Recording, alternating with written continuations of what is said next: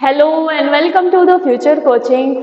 Students, आज की जो पॉलिटी की क्लास है वो बहुत इम्पोर्टेंट है, क्योंकि हमने कल राष्ट्रपति हम डिस्कस कर रहे थे और आज हम करेंगे राष्ट्रपति की शक्तियां, और उसके साथ साथ हम उपराष्ट्रपति से संबंधित भी कुछ आर्टिकल जो हैं वो देखेंगे, जो कि बहुत महत्वपूर्ण आर्टिकल हैं। उन्हीं पर हम जो है अपना फोकस करेंगे।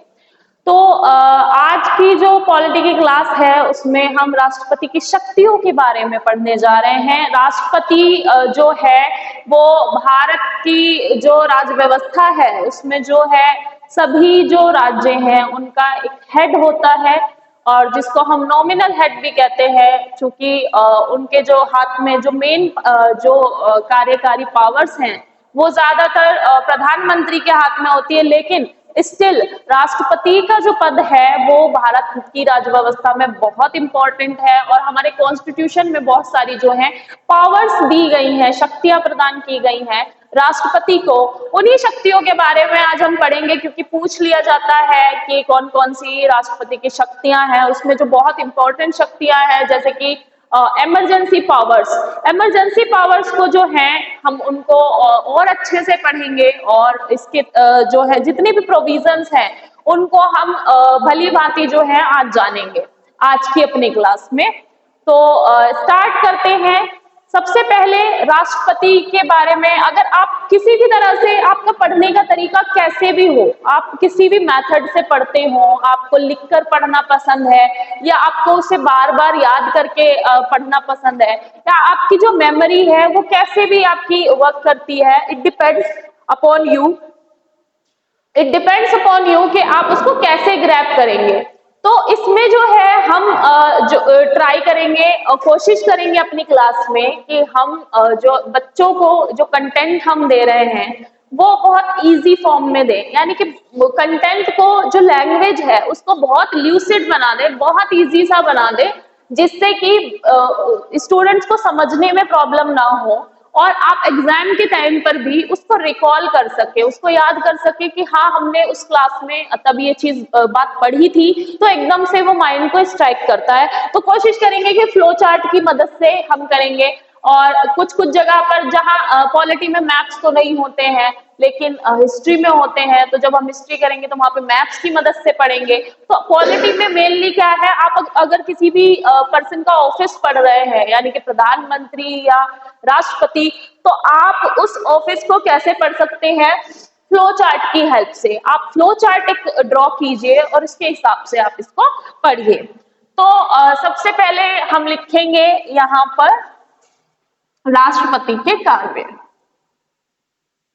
राष्ट्रपति की शक्तियां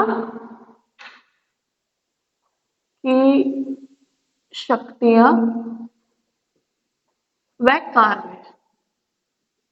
राष्ट्रपति की शक्तियां व कार्य। राष्ट्रपति की शक्तियां व कार्य या फिर functions of president, powers and functions of president.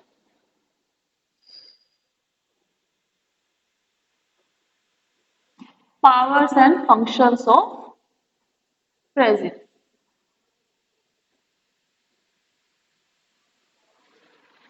Powers and functions of president.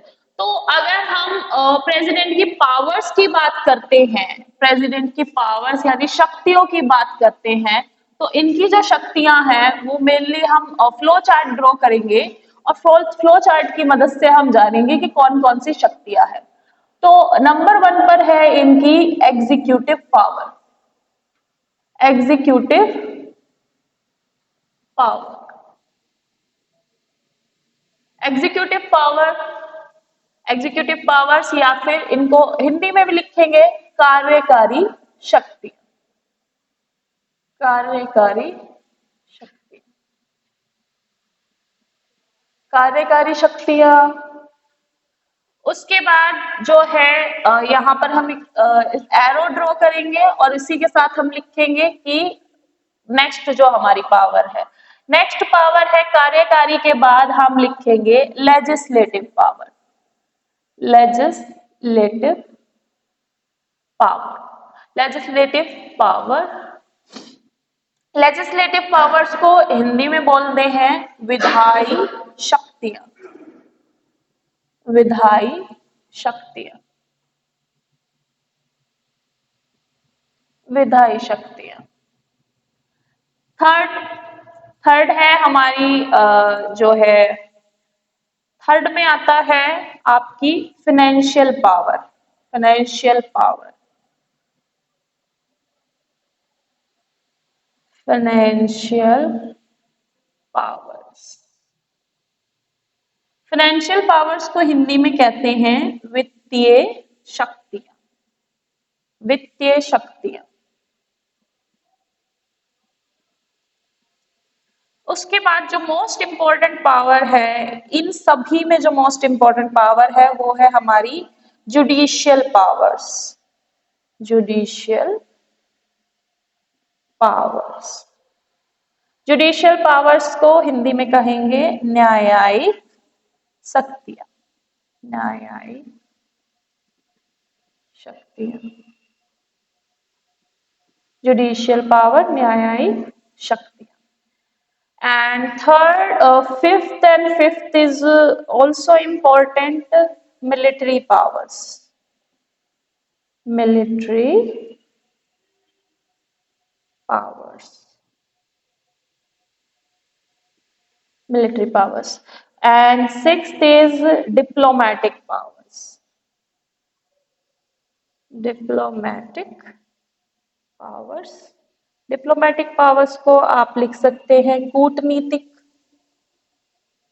कूटनीतिक शक्तियां, कूटनीतिक शक्ति। मिलिट्री पावर्स को आप लिख सकते हैं सैन्य शक्तियां। वैसे मिलिट्री से भी समझ में आ जाएगा कि मिलिट्री क्या है।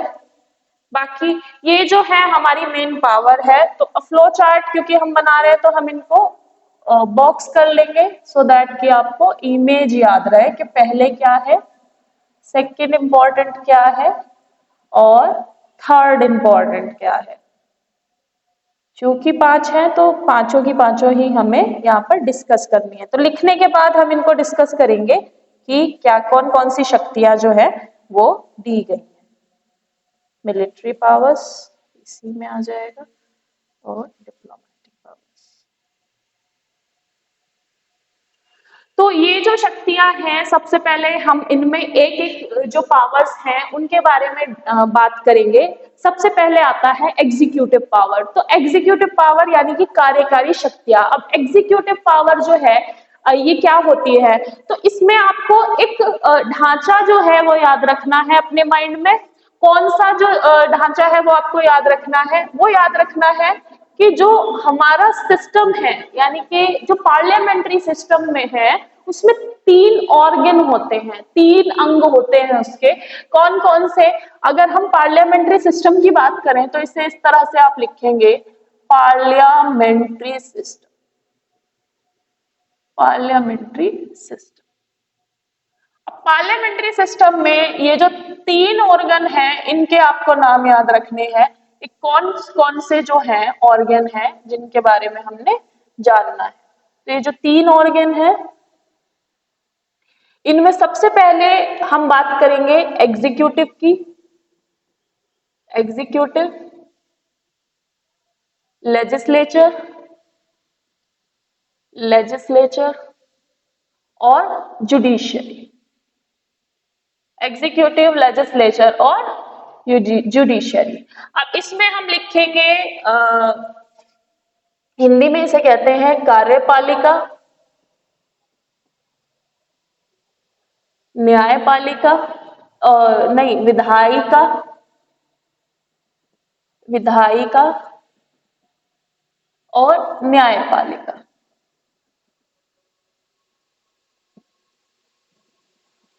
न्यायपालिका। अब कार्यपालिका क्या करती है? कार्यपालिका जो है ये जो भी कानून बनते हैं, जो भी किसी भी तरह की जो विधि है उसको इम्प्लीमेंट कराती है, यानी कि कोई भी नीति बनेगी, आप नीति लिखिए, पॉलिसी लिखिए,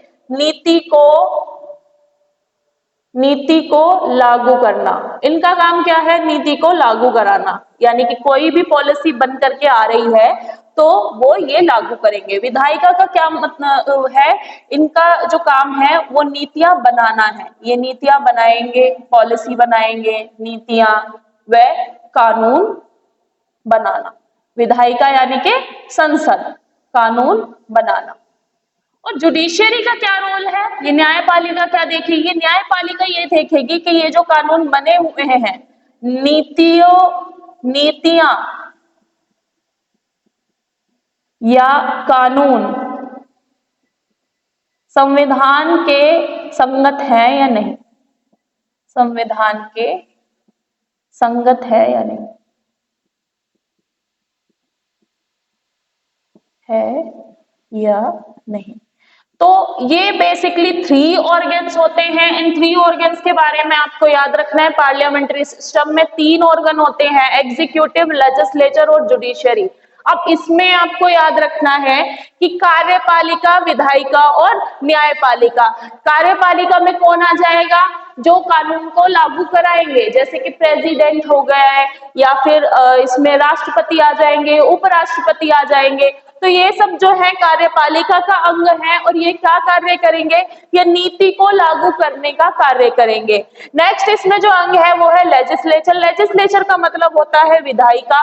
विधायिका जो है ये नीतियां व कानून बनाने का कार्य करेगी, यानी कि ये नीतियां और कानून बनाएगी। और जुडिशियरी जो है, जो नीतियां व कानून बने हैं उनको देखेगी कि ये कॉन्स्टिट्यूशन के सुसंगत है या नहीं, कॉन्स्टिट्यूशन के विरुद्ध तो नहीं है कोई भी प्रोविजन, इनका जो कॉन्स्टिट्यूशन में लिखे हुए हैं प्रावधान, उनके ही अंतर्गत ये प्रावधान, जो कानून है वो होने चाहिए। अगर उसके अंतर्गत नहीं है या उसमें किसी भी एक जो है अनुच्छेद या प्रावधान का वोलेशन है, तो उनको जो है न्यायपालिका नल एंड वॉइड यानी कि रद्द घोषित कर सकती है। तो इन अंग के बारे में हमने क्यों पढ़ा है, क्योंकि हमने एग्जीक्यूटिव वर्ड यहाँ पर देखा, एग्जीक्यूटिव पावर्स। तो कौन सी है प्रेसिडेंट की एग्जीक्यूटिव पावर, तो सबसे बड़ी जो पावर है उसमें आप लिखेंगे कि भारत के सभी निर्णय राष्ट्रपति के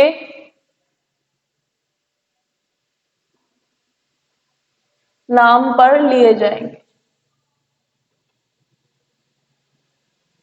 लिए जाते हैं।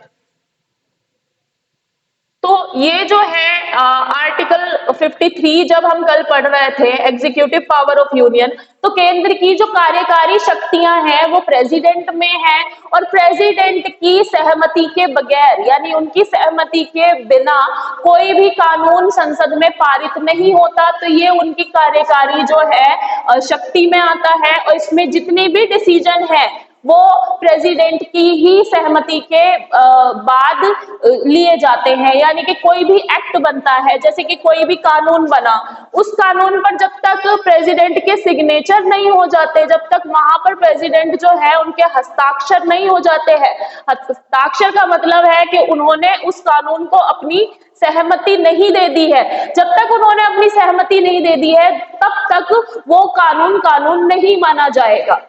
तो ये आता है प्रेसिडेंट की एग्जीक्यूटिव पावर में कि जितने भी एक्शन होंगे, जितने भी निर्णय होंगे, सब प्रेसिडेंट के नाम पर लिए जाएंगे, और प्रेसिडेंट के डिसीजन के बगैर, प्रेसिडेंट की सहमति के बगैर वो कानून नहीं बन सकता। जब भी कोई जो है बिल इंट्रोड्यूस होता है संसद में, तो वो तब तक बिल रहता है जब तक उसे प्रेसिडेंट का असेंट यानी प्रेसिडेंट की सहमति नहीं मिल जाती। तो इस बात को आपको याद रखना है कि एग्जीक्यूटिव पावर जो है प्रेसिडेंट की, उसमें जितने भी निर्णय हैं वो प्रेसिडेंट के नाम पर लिए जाते हैं, और प्रेसिडेंट के सिग्नेचर के बगैर कोई भी, जो उनकी हैंड और सील के बगैर कोई भी कानून जो है वो कानून नहीं बनता है। उसके बाद आती है लेजिस्लेटिव पावर। अब लेजिस्लेटिव पावर जो है ये बहुत इंपॉर्टेंट पावर है। तो इसमें आप लिखेंगे कि संसद की संयुक्त बैठक संयुक्त बैठक राष्ट्रपति बुलाते हैं, राष्ट्रपति बुलाते हैं।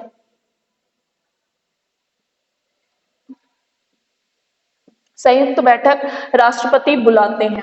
तो इसमें संयुक्त बैठक या फिर जॉइंट सिटिंग हम पढ़ रहे हैं, जॉइंट सिटिंग। तो इसमें संयुक्त बैठक या जॉइंट सिटिंग का जो प्रोविजन है, इसमें आपको लेजिस्लेटिव पावर में सारी पावर याद करने की जरूरत नहीं है, जो इंपॉर्टेंट पावर्स हैं वो आपको याद रखनी है। तो फॉर इंस्टेंस कोई बिल है और उस बिल के लिए जो है दो अंग जो हमारे हैं मेन इंपॉर्टेंट संसद में, वो है Lok Sabha, house of the people Lok Sabha, और राज्यसभा, स्टेट्स काउंसिल राज्यसभा।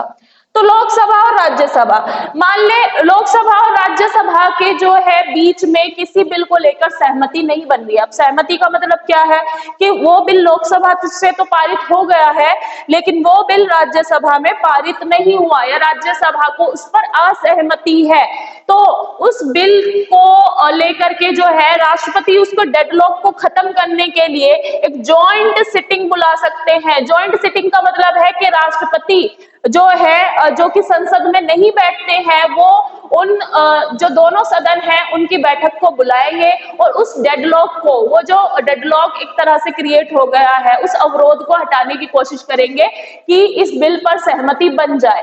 तो इस तरह के जो डिसीजन है ये लेजिस्लेटिव पावर में आते हैं कि प्रेसिडेंट के पास काफी लेजिस्लेटिव पावर है। और ये भी इसमें आपको लिखना है कि कोई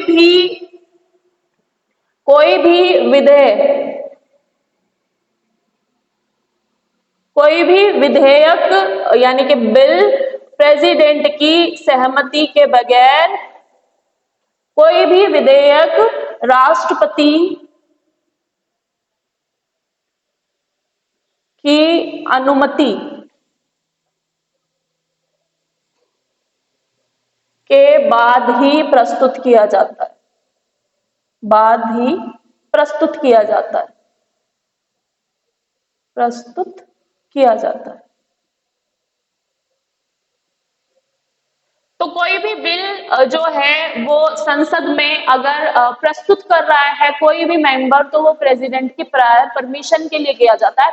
अब ये कौन से बिल होते हैं? साधारण बिल में ऐसा नहीं होता है, लेकिन जो भी फाइनेंशियल बिल होंगे, जो कि इसमें फाइनेंशियल पावर में हम लिखेंगे, इसको यहाँ पर भी आप लिख सकते हैं, जो भी फाइनेंशियल बिल होंगे यानी कि वित्तीय बिल होंगे, वो प्रेसिडेंट की प्रायर परमिशन के बगैर यानी उनकी अनुमति के बगैर नहीं पारित किए जा सकते। जैसे कि आपको CFI consolidate fund of India से जो है पैसे लेने हैं, यानी कि किसी भी तरह का जो है फाइनेंशियल बिल जारी किया है और उस फाइनेंशियल बिल में लिखा है कि कंसोलिडेट फंड ऑफ इंडिया से जो है उसमें से फंड निकालना है।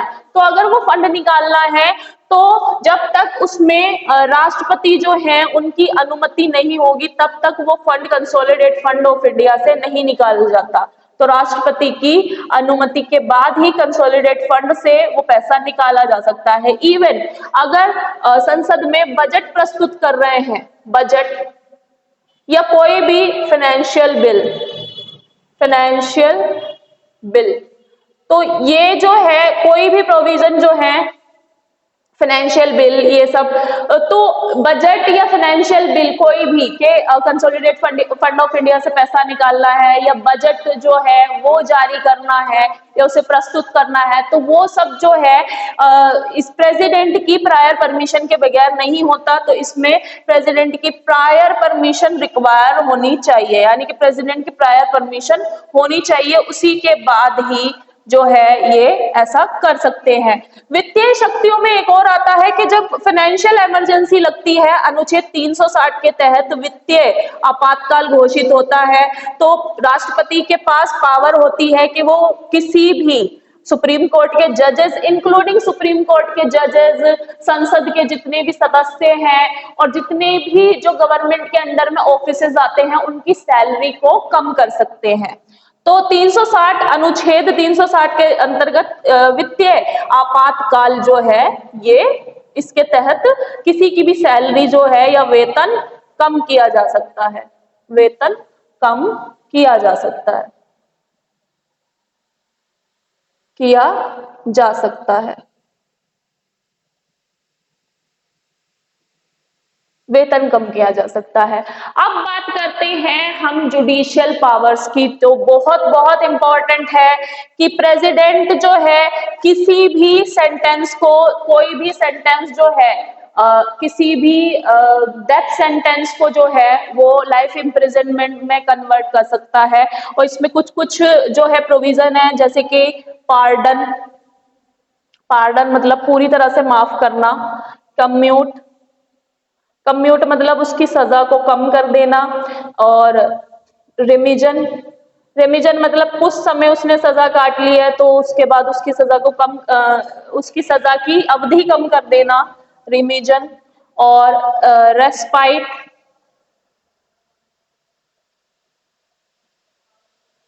रेस्पाइट। तो ये जो जुडिशियल पावर्स है ये कहाँ पर लिखी हुई है, इनको आपको लिखना है, ये लिखी हुई है अनुच्छेद 72 में। अनुच्छेद 72 में दिया गया है। तो सबसे पहले बात करते हैं हम पार्डन की। पार्डन का मतलब होता है माफ कर देना।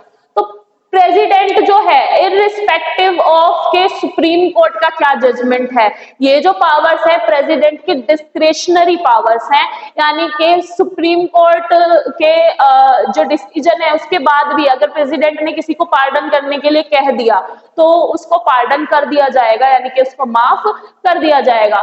तो आपको आपने कई बार सुना होगा कि जब कोई भी फाइनल डिसीजन किसी भी केस का आ जाता है तो एक दया याचिका जाती है, मर्सी पिटिशन। और दया याचिका जो है वो किसके पास जाएगी? दया याचिका, दया कौन दिखाएगा? प्रेसिडेंट। तो दया याचिका जो है या फिर मर्सी पिटिशन जो है ये भेजी जाती है कहां पर? राष्ट्रपति के पास। और राष्ट्रपति के पास जब ये दया याचिका भेजी जाती है, मर्सी पिटिशन भेजी जाती है, तो राष्ट्रपति के पास फुल जो है डिस्क्रेशनरी पावर है कि उस पर्सन को वो माफ कर सकता है। तो पार्डन का मतलब है पूरी तरह से माफ, यानी कि सजा भी खत्म और उसका जो उस पे जुर्म लगा है वो भी खत्म। कम्यूट का मतलब अलग होता है। कम्यूट का मतलब ये होता है कि अगर किसी को डेथ सेंटेंस मिला हुआ है, यानी कि मृत्यु दंड किसी पर्सन को मिला हुआ है, कैपिटल पनिशमेंट अगर मिली हुई है, तो उस कैपिटल पनिशमेंट को क्या कर सकते हैं? वो उसको आजीवन कारावास यानी कि उम्र कैद में कन्वर्ट कर सकते हैं। आजीवन कारावास, जिसे बहुत शुद्ध हिंदी में ये मैं बता रही हूँ, आजीवन कारावास। तो आजीवन कारावास में वो कन्वर्ट हो सकता है, यानी कि कोई भी डेथ सेंटेंस किसी को मिला, उसने आखिर में जो मर्सी पिटिशन जाती है वो सुप्रीम कोर्ट के पास जाएगी, इसके राष्ट्रपति के पास जाएगी। तो राष्ट्रपति जो है अगर वो देख रहे हैं कि उसे माफ नहीं किया जा सकता, कन्विक्ट ने ऐसा कुछ किया है कि उसे पूरी तरह से माफ नहीं किया जा सकता, तो वो क्या करेंगे? उसे क्या कर देंगे? कम्यूट कर देंगे। कम्यूट का मतलब उसकी सजा जो है वो डेथ सेंटेंस से बदल के क्या कर देंगे? आजीवन कारावास बदल देंगे, यानी कि उम्र कैद में चेंज कर देंगे, लाइफ इम्प्रिजनमेंट। फिर होता है रेमिजन। अब रेमिजन कम्यूटेशन से बड़ा अलग है। रेमिजन क्या है? अगर किसी की सजा जो है वो 20 साल है, 20 साल, वो सुना है आप लोगों ने, कैदे बामुशक्कत, मतलब ये बहुत फारसी वर्ड है, कैदे बामुशक्कत, उर्दू यानी अरेबिक कुछ कुछ मिक्स है। कैद ए बामुशक्कत मतलब इसे इसे इंग्लिश में कहते हैं कि उसे कुछ ऐसे ही वर्ड है, जैसे किसी पर्सन को दिया जाता है ना ये सजा कि उसको काम भी करना पड़ेगा, कठोर काम भी करना पड़ेगा, वो उसे कहते हैं कैदे बामुशक्कत। यानी कि इसको सजा के साथ साथ इसको ऐसा मुश्किल काम करना पड़ेगा, जैसे कि पत्थर तोड़वाना या कुछ ऐसे काम होते हैं ना, तो वो कैदे बामुशक्कत होता है। तो जैसे किसी पर्सन को ये मिल गया कैदे बामुशक्कत, यानी कि उसे कार्य भी करना पड़ेगा सजा के साथ साथ, तो प्रेसिडेंट क्या कर सकते हैं? उसकी 20 साल की मिली है, उसे कैदे बामुशक्कत उसे 10 साल कर सकते हैं, बस इतना कर सकते हैं, लेकिन कैदे बामुशक्कत ही रहेगी, इतना हो सकता है। रेमिजन में क्या है कि उनको जो सजा है वो उतनी ही रहेगी, जो फॉर्म है वो नहीं बदलेगी सजा की। यानी कि कैदे बामुशक्कत बोला कि पत्थर तोड़ने हैं और इसको सजा मिली 20 साल तक ये पत्थर तोड़ेगा, तो 20 साल तक वो तोड़ेगा। और अगर प्रेसिडेंट के पास उसने दया याचिका मतलब भेजी है तो प्रेसिडेंट 20 से 10 तो कर सकते हैं, लेकिन जो उसकी फॉर्म रहेगी वो नहीं बदल सकते।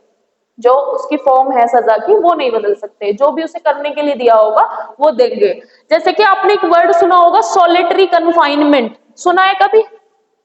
सॉलिटरी कन्फाइनमेंट सुना है? इसे इंग्लिश हिंदी में क्या कहते हैं ये नहीं पता मुझे, लेकिन मैं बता दूंगी।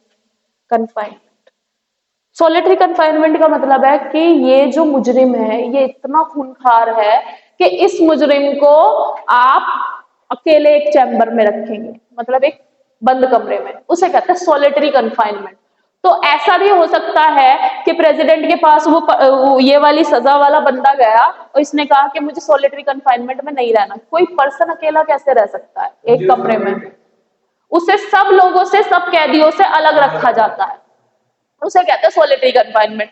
तो प्रेसिडेंट क्या कर सकते हैं, उसका सॉलिटरी कन्फाइनमेंट हटा सकते हैं बस, लेकिन जो उसकी सजा है वो उतनी रहेगी, फिर सजा उतनी रहेगी, फॉर्म चेंज कर देंगे, सॉलिटरी कन्फाइनमेंट। अब इसमें क्या होता है रेस्पाइट में, रेस्पाइट में ऐसे होता है, ये ज्यादातर उनके लिए बनाया है जैसे कि प्रेग्नेंट लेडीज हो गई, है ना, प्रेग्नेंट लेडीज उनके लिए, या फिर कोई दिव्यांग हो गया, यानी स्पेशल कैटेगरी के हो गए, दिव्यांग हो गए। तो ऐसे भी होते हैं जो दिव्यांग वगैरह होते हैं, स्पेशल कैटेगरी के जो वो होते हैं मुजरिम, उनके लिए क्या होता है कि उनकी सजा में ऐसे जैसे लिखा हुआ है कि इनको काम भी करना है तो इनके लिए मना कर देते हैं, प्रेग्नेंट लेडीज के लिए मना कर देते हैं कि इनको काम नहीं करना है, कैदे बामुशक्कत। तो वो पर्टिकुलर एक ऑर्डर पास होता है कि इनको सजा तो मिली है वो, लेकिन इनको करने नहीं दिया जाएगा, तो वो चेंज कर देते हैं। सजा उतनी रहती है पर उनकी वो हटा देते हैं जो उनको मिला हुआ होता है। फिर ऐसे स्पेशल कैटेगरी के जैसे कि कुछ स्पेशल दिव्यांग होते हैं, पैर से या आंखों से या हाथों से, कुछ भी किसी भी तरह की प्रॉब्लम जिसको होती है, उसके लिए भी बनाया गया कि उसकी भी सजा को क्या कर देंगे, जो वो फॉर्म है वो चेंज कर देते हैं, इसे कहते हैं रेस्पाइट। तो ये चीज है। और कुछ केसेस में ऐसा भी देखा जाता है कि प्रेग्नेंट लेडीज जो है, इनमें कुछ केसेस हैं कि उनका अच्छा बिहेवियर देखने के बाद उनको छुड़ा देते हैं, मतलब छोड़ देते हैं। ऐसे आपने सुना है कभी कि किसी फेस्टिवल पे जेल में से इतने कैदी रिहा हुए हैं, है ना? तो वो चीज होती है, मतलब रियल में भी होती है कि कोई अगर अच्छा कर रहा है तो उसको सजा क्यों भीड़ बढ़ानी है, अगर वो ठीक वहां पे परफॉर्म कर रहा है तो जेलर वगैरह जो है इनकी वो लेते हैं रिपोर्ट, अगर कोई अच्छा कर रहा है तो नाम रेकमेंड कर देते हैं इस पर्सन को निकाल दो, तो वो भी हो जाता है। और वो भी किसकी प्रायर परमिशन होती है, राष्ट्रपति की प्रायर परमिशन, या उस कंसर्न स्टेट के गवर्नर के पास भी ये पावर होती है। लेकिन गवर्नर के पास कौन सी पावर नहीं होती पता है आपको? वो डेथ सेंटेंस वाले पर्सन को माफ नहीं कर सकता, बस बाकी सारी पावर होंगी गवर्नर के पास। लेकिन अगर किसी को मृत्यु दंड मिला हुआ है तो मृत्यु दंड को वो नहीं कर सकता, क्योंकि मृत्यु दंड के लिए कौन बना है, राष्ट्रपति। तो गवर्नर के पास ये पावर नहीं है, गवर्नर ये नहीं कर सकता, उसके लिए तो राष्ट्रपति के पास ही वो याचिका जाएगी। तो ये होती है जुडिशियल पावर। मिलिट्री पावर में आपको बस एक बात याद रखनी है कि तीनों आर्मी, तीनों सेनाओं का अध्यक्ष होता है। कौन होता है अध्यक्ष? राष्ट्रपति, है ना। तीनों सेनाओं का जो चीफ होगा कौन होगा? राष्ट्रपति। आपने देखा ही होगा कि कोई भी राष्ट्रपति होता है तो जो गार्ड ऑफ ऑनर होता है और बहुत सारी चीजें होती है, टर्म होती है, वो सब राष्ट्रपति को ही दी जाती है। तो तीनों सेनाओं का जो है अध्यक्ष होता है राष्ट्रपति। और डिप्लोमेटिक पावर्स में आएगा कि कोई भी संधि हमारी किसी भी देश के साथ साइन हो रही है, कोई भी संधि हुई या किसी भी तरह का समझौता हुआ तो वो किसके नाम पर साइन होगा? वो राष्ट्रपति के नाम पर साइन होगा। कोई भी समझौता, कोई भी संधि, वो राष्ट्रपति के नाम पर ही क्या होंगे, उस पर सिग्नेचर होंगे राष्ट्रपति के नाम पर ही। तो ये जो है पावर्स हमने पढ़ी है, इसमें कार्यकारी शक्तियां, विधायी शक्तियां, वित्तीय शक्तियां, न्यायिक शक्तियां, मिलिट्री पावर्स और कूटनीतिक शक्तियां। इसमें आपको ये सारी चीजें याद रखनी है। और एक अनदर इम्पोर्टेंट जो चीज है वो आपको याद रखनी है, जो कि बहुत इंपॉर्टेंट है, तो मैं बता ही देती हूँ क्या है। क्या भूल रहे हैं हम? कुछ रह गया? राष्ट्रपति के पास एक बहुत बड़ी पावर है, इन सब पावर से बड़ी पावर है एक। कौन सी पावर है? भूल गए इमरजेंसी, ठीक है। इमरजेंसी कौन डिक्लेयर कर सकता है? राष्ट्रपति। It is the sole power of राष्ट्रपति। तो इसमें लिखेंगे आप इमरजेंसी प्रोविजन, क्योंकि इसमें हम आर्टिकल भी यहीं पे कर लेंगे, इसे हमें अलग से नहीं कराना पड़ेगा। इमरजेंसी प्रोविजन, या ये जो पावर है आपातकाल। आपातकाल, तो आपातकाल जो है ये इसमें दिए गए हैं कैटेगरी। सबसे पहले लिखेंगे हम अनुच्छेद 352। बस 3 अनुच्छेद हमने इसमें पढ़ रहे हैं। अनुच्छेद 352 यानी कि आर्टिकल 352, इसे हम लिखेंगे राष्ट्रीय आपातकाल, नेशनल इमरजेंसी, राष्ट्रीय आपातकाल, नेशनल इमरजेंसी,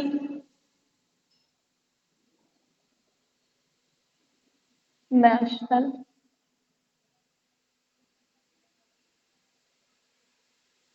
नेशनल इमरजेंसी।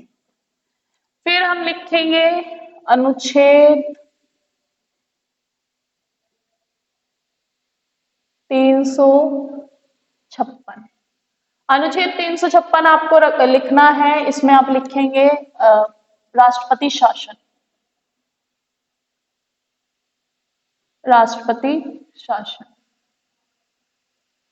यानी कि इसे हम क्या कहते हैं? President rule. बहुत बार सुना होगा, जेएनके में काफी बार लगा है। अभी प्रेसिडेंट रूल ही था जेएनके में जब 370 नहीं हटी थी, और बिहार में भी कई बार लग चुका है, काफी रीजन में, यूपी में भी बहुत बार लगा है प्रेसिडेंट रूल।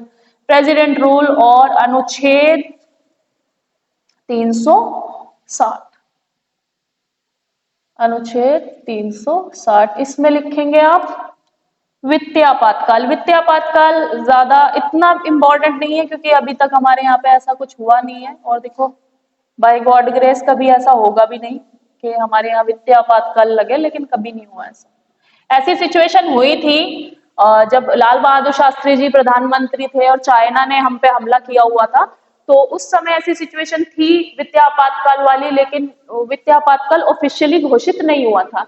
तो राष्ट्रपति के पास जो है पावर होती है कि वो इमरजेंसी जो है उसे घोषित कर सकते हैं। आर्टिकल 352 के तहत राष्ट्रीय आपातकाल, 356 के तहत राष्ट्रपति शासन और 360 के तहत जो है वित्तीय आपातकाल। लेकिन राष्ट्रपति जो है वो प्रेसिडेंट जो है किससे कंसल्ट करेंगे? प्रेसिडेंट आफ्टर कंसल्टिंग, कंसल्टिंग मतलब परामर्श, परामर्श के बाद, कंसल्टिंग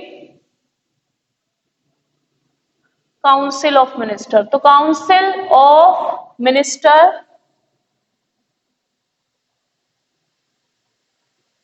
मिनिस्टर या फिर कैबिनेट। तो कैबिनेट मिनिस्टर्स जो हैं उनसे कंसल्ट करने के बाद, यानी कि संसद में एक तरह से ये कंसल्ट होने के बाद ही नेशनल इमरजेंसी लगाई जा सकती है। तो नेशनल इमरजेंसी जो है ये कब लग सकती है? नेशनल इमरजेंसी कब लग सकती है? जब बाह्य कोई आक्रमण हो गया हो, किसी ने हम पे क्या कर दिया हो? हमला कर दिया हो, बाह्य आक्रमण। एक तो हम पे किसी ने हमला कर दिया हो, ठीक है, बाह्य आक्रमण हो गया हो। दूसरा, किसी तरह का संकट आ रहा हो, संकट के समय बाह्य आक्रमण हो, किसी तरह का संकट हो, या सैन्य विद्रोह हो गया हो, सैन्य विद्रोह हो गया हो। तो अगर ऐसी स्थिति बनती है तो ही जो है आपातकाल घोषित किया जा सकता है। या तो किसी कंट्री ने हमारे पर हमला कर दिया, और हमला ऐसा कि हम सिचुएशन नहीं संभाल पा रहे हैं, तो इमरजेंसी लग जाती है। फिर संकट आ गया हो, किसी भी तरह का संकट आ गया हो, यानी कि किसी भी तरह का प्रलय आ रहा हो, तो इस तरह की चीजें हो जाती है। सैन्य विद्रोह हो गया, यानी कि मिलिट्री जो है इन्होंने रिवोल्ट कर दिया हो, तो तब लगता है राष्ट्रीय आपातकाल। राष्ट्रपति शासन कब लगता है? जब किसी भी राज्य में, ये लगता है राज्यों में जो भी कानूनी व्यवस्था है वो खराब हो गई है बिल्कुल, इसे कहते हैं कॉन्स्टिट्यूशनल मशीनरी फेल हो गई। कॉन्स्टिट्यूशनल मशीनरी फेल होने का मतलब ये है कि जैसे कि आपने मणिपुर का एग्जाम्पल मैं आपको बताती हूँ। मणिपुर में जैसे कि बहुत ज्यादा दंगे हो रहे थे और कुकी जोमी और जो मैती कम्युनिटी है इनके बीच में बहुत ज्यादा जो है आपस में वो हो रहे थे, एक तरह से लड़ाइयां हो रही थी, मारपीट, मतलब एक दूसरे को मार रहे थे, बहुत ज्यादा हिंसा हो रही थी। तो उसमें जो है क्या हुआ था, जो वहां का चीफ मिनिस्टर है उस पर सवाल उठ रहे थे कि वो क्यों नहीं संभाल पा रहा है सिचुएशन को। तो फिर ये बात आ रही थी कि वहां पर राष्ट्रपति शासन लगा दो, यानी कि जो मेन प्रॉब्लम क्रिएट हुई है वो चीफ मिनिस्टर की वजह से क्रिएट हुई है, क्योंकि उसकी ही असहमति की वजह से बाकी जो लोग हैं वो विद्रोह कर रहे हैं। चीफ मिनिस्टर असमर्थ है ये संभालने में, यानी कि चीफ मिनिस्टर संभाल ही नहीं पा रहा सिचुएशन को मणिपुर में। तो अगर ऐसा कुछ होता है कि राज्य जो है वो कानूनी व्यवस्था को नहीं संभाल पा रहा है और वहां पर वाइड स्प्रेड हिंसा हो रही है, तो ऐसी व्यवस्था में उस वहां के चीफ मिनिस्टर जो है, काउंसिल जो है यानी कि वहां की विधानसभा, उसे भंग कर दिया जाता है और प्रेसिडेंट वो पावर अपने हाथों में खुद ले लेता है, यानी प्रेसिडेंट अब खुद उनको देखेगा। तो इस तरह की जो चीजें हैं वो अगर होती हैं तो राष्ट्रपति शासन लग जाता है उस राज्य में। वित्तीय आपातकाल कब होता है, जैसे किसी भी तरह का हमारे पे संकट आ गया, लोन फेलियर हो गया, जैसे कि वित्तीय आपातकाल की स्थिति अभी आपको देखने में मिला श्रीलंका में जो कंडीशन हुई है। श्रीलंका में कैसी कंडीशन हुई है कि प्राइस राइज हो रहे थे बहुत ज्यादा, है ना, प्राइस राइज हो गए, महंगाई इतनी बढ़ गई और उसके साथ साथ फिर दूसरी कंट्री से भी सपोर्ट नहीं आ रहा था, लोन का प्रॉब्लम हो रहा था, आईएमएफ से जो लोन लिया है वो ही नहीं दे पाए वो लोग, फिर उनको और कंट्री लोन नहीं दे पा रही है, एक तरह से बैलेंस ऑफ पेमेंट वो नहीं कर पा रहे हैं। अब हमें तो बड़ा अच्छा लगता है कि नहीं हमारे पास पैसे हैं हम कर सकते हैं, लेकिन जब किसी दूसरी कंट्री से सामान मंगाते हैं जिसे हम कहते हैं इंपोर्ट, अगर हमें किसी भी चीज का इंपोर्ट करना है, मान ले हमारे यहाँ श्रीलंका में गेहूं की कमी हो रही थी, तो उन्हें क्या करना पड़ेगा, गेहूं इंपोर्ट करना पड़ेगा। खाने की कमी हो रही थी, चावल इंपोर्ट करना पड़ेगा, ठीक है, अदर चीजें इंपोर्ट करनी पड़ेगी, यानी ऑयल इंपोर्ट करना पड़ेगा, तेल इंपोर्ट करना पड़ेगा। अब ये जो इंपोर्ट कर रहे हैं ये अपने पैसे से कैसे कर सकते हैं, नहीं कर सकते। किसके थ्रू करेंगे ये करेंगे या तो डॉलर से, या जिस भी कंट्री से ले रहे हैं उस कंट्री के पैसे से, अगर डॉलर है तो डॉलर, और नहीं तो जिस कंट्री से ले रहे हैं, मान लो चीन से ले रहे हैं तो चीन के पैसे से, यानी कि येन येन नहीं चलती है वहां पे, वहां चीन की जो है इसका नाम क्या था, चीन की जो करेंसी है उसका नाम क्या है, चीन की करेंसी नहीं, उसका कुछ ऐसी नाम है, रैनमीबी करके कुछ है, एक तो रैनमीबी है, एक और नाम है क्या है, वॉन वान, देख के बोलो एक बार, रैनमीबी, एक तो रैनमीबी कह देते हैं उसे, या एक और नाम है, बहुत अलग सा नाम है, रैनमीबी है ना, और क्या है, एक और नाम है, बहुत अलग सा नाम है उसकी चाइना की करेंसी का, रैनमीबी भी है, रैनमीबी भी कहते हैं, वाई युआन, हाँ वही वो मैं भूल रही थी, युआन। तो जैसे कि चाइना की करेंसी है, अगर उस कंट्री के पास चाइना की करेंसी है तो चाइना तो अपनी पेमेंट जो है इसी में मांगेगी, युआन में मांगेगी। तो अब श्रीलंका के पास ना तो डॉलर था ना युआन था, तो क्या हुआ, क्राइसिस, बैलेंस ऑफ पेमेंट कैसे करें, अब डॉलर चाहिए, अब डॉलर कौन देगा, आईएमएफ। अब आईएमएफ लोन क्यों नहीं दे पा रहा था, आईएमएफ ऑलरेडी बहुत सारा लोन दे चुका श्रीलंका को, और जब इतना सारा लोन दे दिया है श्रीलंका को तो श्रीलंका पहले वाला लोन ही नहीं पे कर पाया। अब जब कोई पैसे पहले वाले ही पे नहीं कर पाता तो उसे फिर दोबारा पैसे नहीं देता कोई, कि भाई ये भी नहीं लौटाएगा, तो इसकी वजह से श्रीलंका में क्राइसिस हो गया। तो ऐसी जो क्राइसिस होते हैं, जो पैसे की कमी हो जाती है कंट्री में, इंपोर्ट भी नहीं कर पाते, इसको हम कहते हैं फाइनेंशियल इमरजेंसी, वित्तीय आपातकाल। अब वित्तीय आपातकाल हमारी कंट्री में फॉर्चुनेटली अभी तक नहीं हुआ है, ऐसी कंडीशन बनी थी 1965 के वॉर में, इंडिया चाइना वॉर में, और लाल बहादुर शास्त्री का जब शासन था तब भी 1962 में ये बना था, इंडो चाइना वॉर में कंडीशन ऐसी बनी थी, लेकिन हमारे यहाँ पे फिर भी नहीं लगी है अभी तक। लेकिन 360 के तहत वित्तीय आपातकाल लग सकता है। अब इसके तहत क्या क्या हो सकता है, अगर वित्तीय आपातकाल लगेगा तो प्रेसिडेंट के पास पावर है, वो किसी भी पर्सन की, यानी किसी भी गवर्नमेंट सर्वेंट की क्या कर सकते हैं, सैलरियां कम कर सकते हैं। तो वेतन या तो कम कर सकते हैं या वेतन देंगे ही नहीं, वेतन कम या नहीं देंगे, ठीक है, ऐसा हो सकता है। और जो अलग अन्य जो खर्चे होते हैं, किसी भी स्कीम के लिए पैसा रोक सकते हैं, किसी भी योजना के लिए पैसा रोक सकते हैं, यानी कि इसके लिए जितना भी आवंटित किया गया है मूल्य, वो पैसा रोक सकते हैं। किसी स्कीम के लिए, किसी भी पॉलिसी के लिए पैसा रोका जा सकता है। जैसे आपको याद हो कि कोविड 19 के टाइम पे देखो, इमरजेंसी तो नहीं थी, लेकिन इमरजेंसी जैसी कंडीशन थी, तो कोविड 19 के टाइम पे आपने बहुत सारी योजनाओं को बंद होते देखा होगा, या फिर आपने देखा होगा कि कुछ योजनाओं को बजट में बहुत कम पैसा दिया गया था। तो ये भी उसी का असर था, क्योंकि कोविड 19 की वजह से ट्रेड बहुत ज्यादा इम्पैक्ट हुआ था और उसकी वजह से पैसे की बड़ी कमी थी कंट्री में, और फिर सारी चीजें संभालना मुश्किल हो रहा था। तो इसलिए प्रेसिडेंट क्या कर सकता है, किसी की भी सैलरी कम कर सकता है और किसी की भी जो है स्कीम के लिए जो पैसा दिया गया है वो भी खत्म कर सकता है, वो स्कीम कुछ दिन के लिए रोकी जा सकती है। तो ये आता है। अब इसमें हमारे लिए तीनों आर्टिकल बहुत इंपॉर्टेंट है, 352 भी, 356 भी और 360 भी। अब क्योंकि इमरजेंसी का नाम आया तो इंदिरा गांधी का भी नाम आएगा।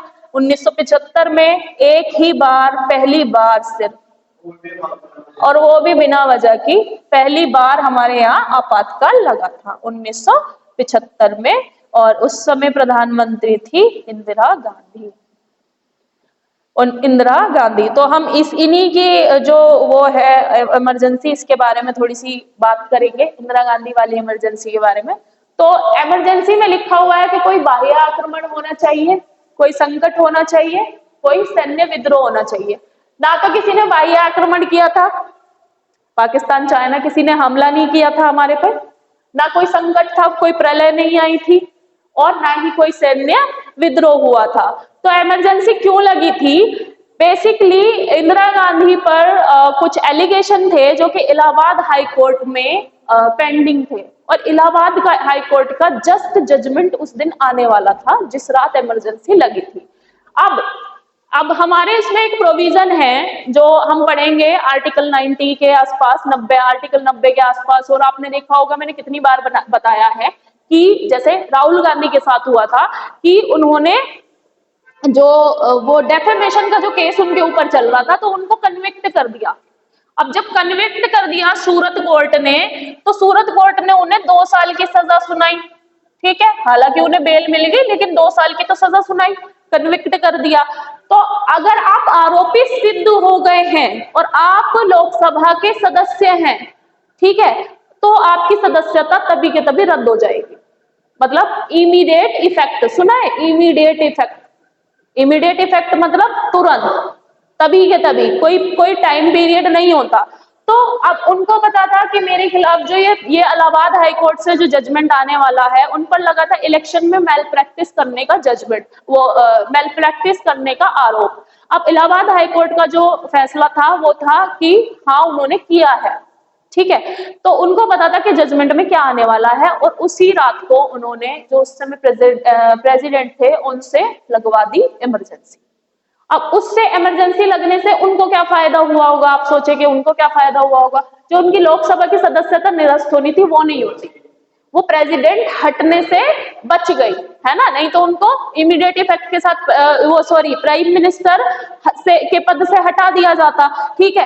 तो वो उनको उनके पद से जो है हटने के डर से कि मुझे इस पद से हटा दिया जाएगा, उन्होंने रातों रात इमरजेंसी डिक्लेयर कर दी। और इमरजेंसी में अगर जिन्होंने भी देखी है और अगर आप लोग उनको जानते हो तो शॉक हो जाओगे कि ऐसी ऐसी चीजें हुई थी कि अब तुम सोचोगे तो बहुत ज्यादा।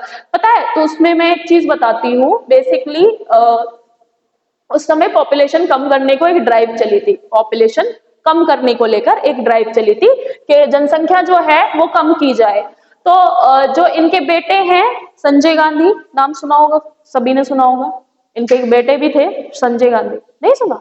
इंदिरा गांधी के जो है, राजीव गांधी के अलावा भी एक बेटे थे जिनका नाम था संजय गांधी। तो संजय गांधी जो है, इन्होंने एक ड्राइव चलाई थी पॉपुलेशन कंट्रोल को लेकर, और उसमें इमरजेंसी का टाइम था, और जो मतलब पुरुष है यानी कि मेल्स हैं, उनको पकड़ पकड़ के उनका जो नसबंदी, तुमने सुना होगा, नसबंदी करवाई जा रही थी। कि पॉपुलेशन कम की जाए। और ये मतलब इस हद तक कराया जा रहा था इमरजेंसी के टाइम पे कि ये आपके राइट्स का वायलेशन है। राइट्स का क्या वायलेशन है? आपकी ऑटोनॉमी है, आप चाहे करवाना, चाहे हमारे कॉन्स्टिट्यूशन में कहीं लिखा है आपको कराना है? नहीं, जिसकी मर्जी है वो कराए, जिसकी मर्जी नहीं कराए दे आर फ्री टू, मतलब हम चाइना थोड़ी हैं कि एक बच्चा से ज्यादा करोगे तो सजा मिल जाएगी, नहीं होता कुछ भी। तो पकड़ मतलब पुरुषों को ऐसे मतलब देखा गया था कि दिल्ली की सड़कों पे कि पुरुषों को महिलाएं घर से बाहर नहीं निकलने देती थी, मतलब इतनी बुरी हालत थी। ऐसा इमरजेंसी में हुआ, जितने भी ओपोजिशन के लीडर थे सबको जेल में बंद कर दिया था बिना किसी आरोप के। जैसे कि अभी मोदी जी ऐसा करेंगे, कांग्रेस और सारे भर के इनको जेल में डाल दे, तो नहीं कर सकते वो अपनी स्वेच्छा से, लेकिन इमरजेंसी लगते ही उन्होंने सारे ओपोजिशन के लीडर को क्या कर दिया? जेल में बंद कर दिया। और जैसे लॉकडाउन में तो हम फिर भी फ्री थे, अपना फोन यूज कर रहे हैं, बाहर जा रहे हैं, राशन ला रहे हैं, लेकिन सड़कों पे किसी को जाना अलाउ नहीं था, विरोध नहीं कर सकते आप, सारी प्रेस मीडिया सब बंद, कोई अखबार में उनके खिलाफ कुछ लिख के तो दिखाए, कुछ नहीं हो सकता था। तो ये चीज उस समय हुई थी कि हम इमेजिन नहीं कर सकते। लॉकडाउन में क्या बंद हुआ था? कुछ नहीं, लॉकडाउन में सिर्फ हमारी आना जाना बंद हुआ था, वो लॉकडाउन था। लॉकडाउन का मतलब है कि आपकी सेफ्टी के लिए आपको घरों में अंदर रखा गया है, और जो बच्चे या जो लोग नहीं मान रहे थे उनके लिए पुलिस उनको फिर वो कर रही थी, वो तो एक्शन लेना था उन्हें, ठीक है, हमारी सेफ्टी के लिए था। तो इमरजेंसी में क्या हुआ? प्रेस मीडिया सब बंद, न्यूज चैनल सब बंद, मतलब किसी 77 तक, 76 77 तक, 75 तक, 75 से 76 तक रही 1976, हाँ, 2.5 साल के करीब, 1.5 साल के करीब रही थी। और उसमें फिर 1977 में फिर इलेक्शन हुए, और 1978 में जो है क्या बोलते हैं, 1977 में इलेक्शन हुए और इंदिरा गांधी हार गई, और कौन बने president, prime minister? Morarji Desai. तो मोरारजी देसाई जो है ये तब उस समय वो बने थे प्रधानमंत्री, इनकी गवर्नमेंट खत्म, प्रधानमंत्री। लेकिन प्रॉब्लम ये हुई थी कि मोरारजी देसाई की जो गवर्नमेंट है वो बहुमत के साथ नहीं आई थी, कोलिशन से आई थी, इसलिए इनका कोलिशन कोलैप्स कर गया, और फिर दोबारा से 1980 में फिर इंदिरा गांधी आ गई। तो ये प्रेम था भारतीय लोगों का इंदिरा गांधी को लेकर, ये प्रेम था कि 1980 में फिर से उन्हें प्रधानमंत्री बना दिया गया था, ठीक है। तो ये है, दोबारा री इलेक्ट हुई थी, मतलब शी वॉज द लेडी, उनको आयरन लेडी कहा जाता है। इमरजेंसी थी, इनकी ये एक गलती थी बहुत बड़ी, जो कि अभी तक भी लोग याद रखते हैं, और जिन्होंने सही है उनको तो बहुत अच्छे से याद है कि क्या हुआ था। तो लेकिन उनका जो मतलब नेतृत्व रहा है ना, तो लोगों का बड़ा प्रेम था, क्योंकि उन्होंने, जो गरीब लोग थे, ऐसा कहा जाता है कि जो लैंड था, जब जमींदारी हटाया तो उन्होंने बहुत गरीबों को लैंड भी दिलवाई थी, यानी जमीन। बहुत अच्छे काम भी किए हैं, बहुत बड़े बड़े काम भी किए हैं, और ये कहते हैं कि एक गलती हो जाती है तो सारे अच्छे काम भूल जाते हैं दुनिया, है ना। तो फिर री इलेक्ट हो गई 1980 में इंदिरा गांधी। तो ये इमरजेंसी है, अगर लगती है तो ऐसी चीजें होती हैं। ऑपोजिशन के लीडर सब जेल में, प्रेस मीडिया सब खत्म, कोई नहीं, सड़कों पे कोई नहीं था। और वही जो मैं बात बता रही, नसबंदी, ऐसी चीजें हुई थी कि मतलब जिसके बारे में आप तुम सोचोगे तो सड़कों पे उतर आएंगे लोग, सड़कों पे उतरना ही अलाउ नहीं था, क्योंकि पुलिस पर्सनल सब कुछ लगाया हुआ था सड़कों पे। तो ये था, तो this is all about emergency power. तो फिर क्या हुआ? 1976 में बहुत सारे अमेंडमेंट हुए, जब मोरारजी देसाई की गवर्नमेंट आई उन्होंने भी बहुत सारे अमेंडमेंट किए, और उन्होंने कहा कि प्रेसिडेंट जो है, प्रेसिडेंट जो है इमरजेंसी लगा सकता है, लेकिन सिर्फ प्रधानमंत्री से कंसल्ट करके नहीं लगा सकता, पूरे काउंसिल ऑफ मिनिस्टर से, पूरी मतलब पार्लियामेंट जो है, कैबिनेट जो है, सबसे जो है कंसल्ट करके लगाएगा। और उसमें भी ये देखा जाएगा कि क्या इसकी प्रेसिडेंट की गलत इंटेंशन तो नहीं थी राष्ट्रपति शासन लगाने में। फिर ये चीजें हुई 1975 की इमरजेंसी के बाद, बहुत सारे चेंजेस हुए, और उसके बाद में इसमें बहुत सारी चीजें हैं बताने की, लेकिन क्योंकि समय कम है हम इसे लेटर ऑन डिस्कस करेंगे। तो ये याद रखना, बस एक ही बार लगी है 1975 में, और ये तीनों आर्टिकल आपके लिए बहुत इंपॉर्टेंट है, ठीक है। चले कल करेंगे और कल मिलेंगे फिर।